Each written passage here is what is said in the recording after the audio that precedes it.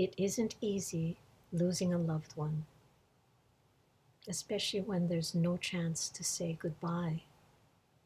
In Nadia the Willful by Sue Alexander, a little girl revives the memory of her brother by listening to her heart. In the land of the drifting sands, where the Bedouin dwell, there lived a little girl whose stubbornness and flashing temper caused her to be known as Nadia the Willful. Nadia's father, a sheik named Tariq, did not know what to do with her. Only Hamid, Tariq's favorite son, could calm her. "Oh, angry one, shall we see how long you can stay that way?" He would laugh and pull her hair until she laughed too. One day, Hamid mounted his father's white stallion to seek new grazing ground for the sheep. Nadia stood by her father and watched him go. He did not return. Nadia rode behind her father as he traveled from oasis to oasis, seeking Hamid. Shepherds told them of a white stallion, and they said the horse carried no rider. Everyone Tariq asked said, "Ah, such is the will of Allah." At last, Tariq knew in his heart his son had been claimed by the drifting sands. Nadia's grief knew no bounds. She walked through the oasis, neither seeing nor hearing those around her. Tariq was silent. For days he sat in his tent, barely tasting his meals. On the seventh day, Tariq called his people to him. "From this day forward, let no one speak Hamid's name. Punishment shall be swift for those who remind me of what I have lost." The people of the clan looked at each other uneasily. All could see the coldness in the sheik's eyes, so they obeyed. Nadia, too, did as her father decreed. As she passed her brothers, she remembered the games Hamid taught her. As she listened to the women laugh, she remembered tales Hamid told her. And as she watched the shepherds, she remembered the little black lamb Hamid loved. Each memory brought Hamid's name to her lips, but she said nothing. Each time she did, her unhappiness grew until she could no longer bear it. She raged at anyone who crossed her path. Soon, everyone fled, and she was left lonelier than she had ever been. One day, as Nadia passed her brothers, she stopped to watch. They were playing a game Hamid taught her, but they were playing it wrong. "That is not the way," Hamid said. "First you jump this way, then back." Her brothers looked around in fear. Had Tariq heard?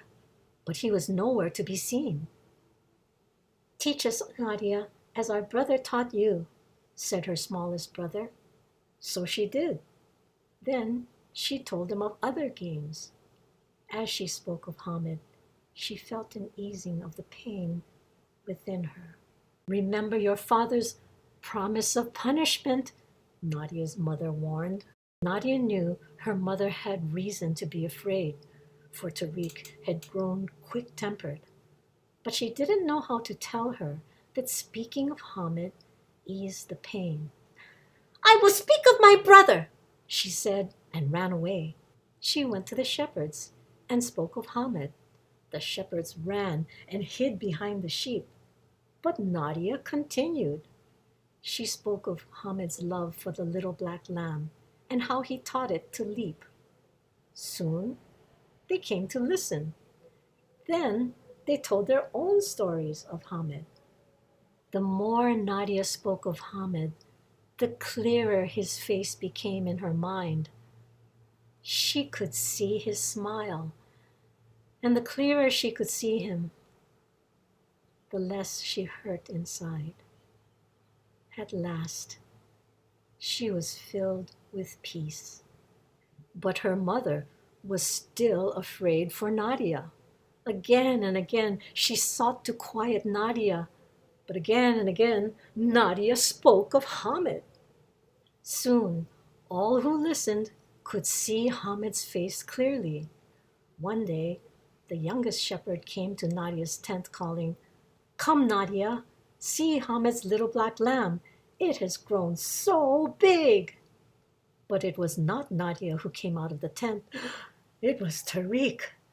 The sheik's face was as fierce as a desert hawk's, and his words were as sharp as a scimitar. "I have forbidden my son's name to be said.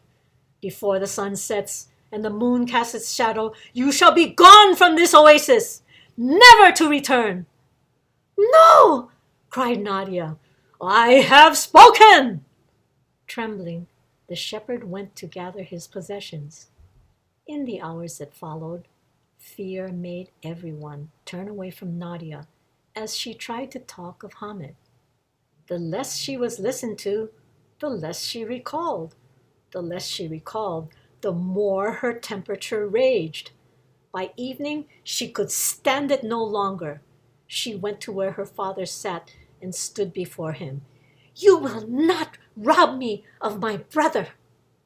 Tariq looked at her, his eyes colder than the desert night. But before he could speak, Nadia said, "Can you recall Hamid's face?" Tariq started in surprise. "No, I cannot. Day after day, I've sat in this spot where I last saw Hamid, trying to remember, but I cannot." And he wept. "There is a way, Father. Listen."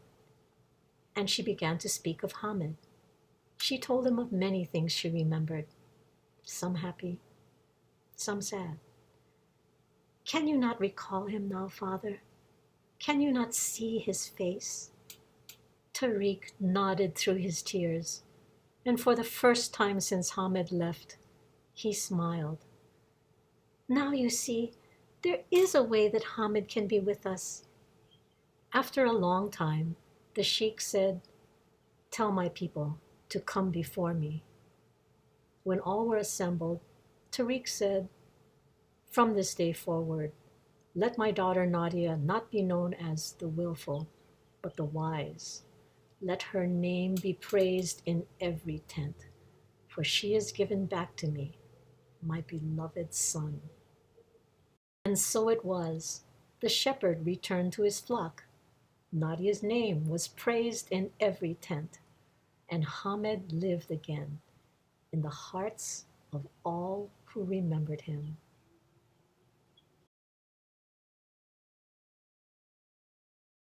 Nadia the Willful is one of my favorite dramatic stories. Unlike comedy, developing the way you tell dramatic stories takes time. If you are patient, however, and reflective, you will touch the audience in a meaningful way. Here are a few guideposts to keep in mind. When you choose a story, make sure to identify the main message. How does it affect you and the audience personally? In Nadia the Willful, it's about the choices we make when we lose someone we love. We can choose to either suffer in silence or share our cherished memories with others. The next step is not simple. It involves identifying the emotional core of your story. In the Nadia example, it's grief. Grief can make us do all kinds of things to stop our suffering. Tariq reacts one way and Nadia another.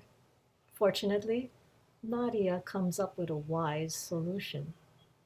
Lastly, ask yourself why you want to tell this story. You will find that the best stories you tell are the ones that resonate with you most deeply. These tips were very basic, but I hope they help you on your journey to becoming a better video storyteller. Aloha!